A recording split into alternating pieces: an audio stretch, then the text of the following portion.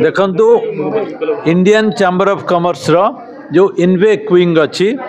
सेमानकर एटा गोटे flagship programme जो थे महिला को स्वावलंबी करने यही योजना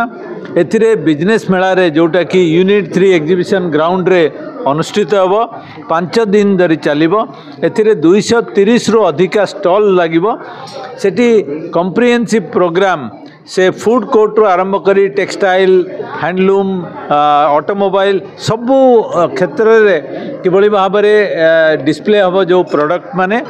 एवं से महिला माने निजको स्वावलंबी करने एवं जड़े सफल उद्योगी हवापाई तांकर जो चेष्टा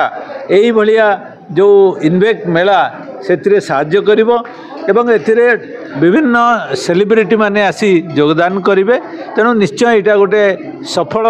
प्रोग्राम हम एवं एथिरे महिला मानन को स्वावलंबी करने सरकार जो योजना से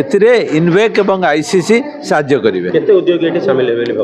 आमे तो भावुँ बहुत आसबे जिते महिला उद्योगी ओडिशार बोधे समस्ते चेष्टा करेंगे एठिक आसापी कारण एभली प्रोग्राम आशा कौटी होनी एवं भारत मध्य बहुत कम तेणु मुझे भावुँ ए बहुत उद्योगी मैंने आसबे जो मैंने केवल उद्योगी नहीं जो मैंने इच्छा करुँच उद्योगी हवापाई से ता भितर स्कूल एवं कॉलेज रो जो महिला बा छात्र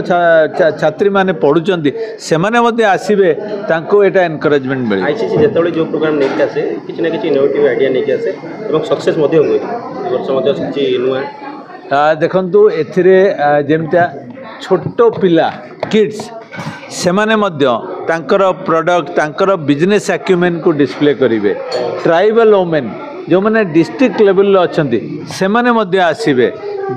आउ आपण देखिए जे सबु सफल महिला उद्योगी सारा ओडिशा रू जेतबेले एथिरे रिप्रेजेंटेशन हबो एटा निश्चय अन्य माननकु गोटे सुजोग दबो एनकरेजमेंट दबो